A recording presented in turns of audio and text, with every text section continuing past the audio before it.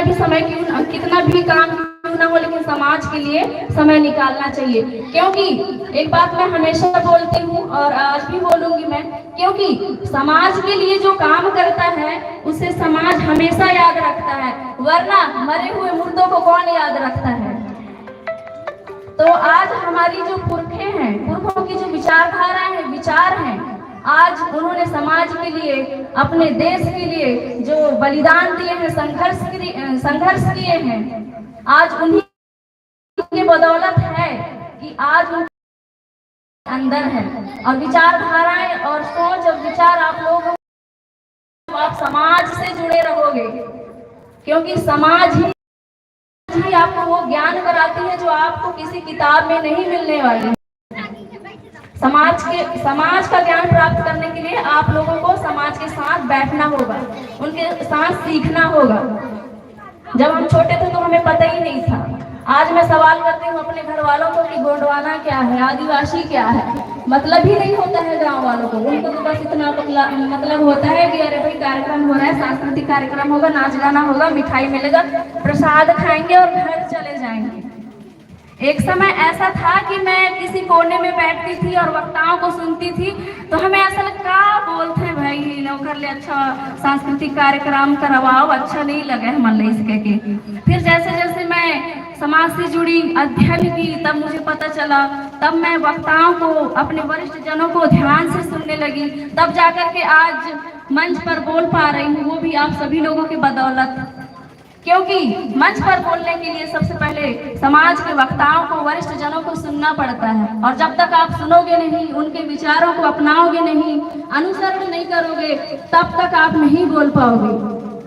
बाकी मधुबन भैया हैं, हमारे उप सरपंच जी हैं, बेन सिंह परस्ते भैया हैं जो हमेशा हमें सपोर्ट करते हैं, और आप लोगों का स्नेह और माया दुलार हमेशा ऐसा बना रहे, ऐसे ही आशा और अपेक्षा है और रहेगा।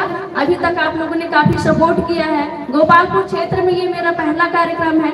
विरोध तो एक लड़की के लिए हमेशा होता रहेगा, लेकिन समाज मेरे साथ है, तो समाज के कुछ तुच्छ मानसिकता के लोग चाहे कितना भी विरोध क्यों ना करे, मैं हमेशा समाज के साथ रहूंगी, समाज के लिए काम करूंगी, समाज के लिए तत्पर होकर के कार्य करूंगी। चाहे इसके लिए मुझे कितना भी समस्याओं का सामना क्यों ना करना पड़े, कितना भी बाधाओं को दूर क्यों ना करना पड़े।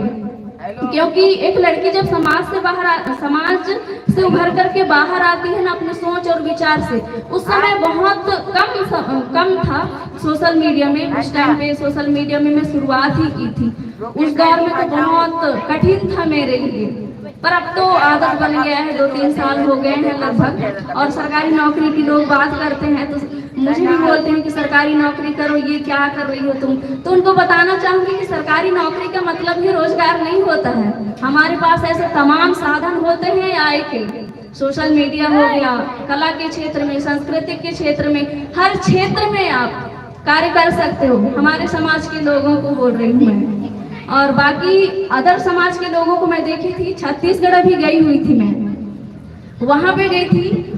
जितने भी लोग हैं, अदर जो हमारे लोग हैं अदर समाज के, वो काफी ज्यादा अपने बच्चों को कला संस्कृति के क्षेत्र में आगे बढ़ा रहे हैं, लगातार उनको आगे बढ़ाने में लगे हुए हैं। पर हमारे समाज के क्या करते हैं कि अरे ये तो डांस करती है, ये गाना गाती है, ये ऐसा करती है, वैसा करती है।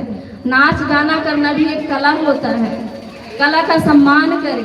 छत्तीसगढ़ में आप जाओगे ना तो हर एक इंसान को, चाहे वो नाच गाना करे, चाहे वो कुछ भी करे, उसको कला के रूप में उसको मान सम्मान दिया जाता है।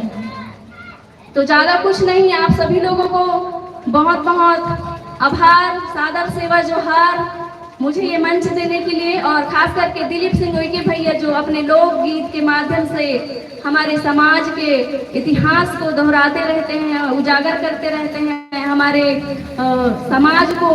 समाज में जागरूकता फैलाते रहते हैं। तो ज्यादा नहीं, मैं अपने वाणी को यहीं पे विराम देना चाहूंगी। बहुत बहुत आभार भैया मुझे ये मंच देने के लिए।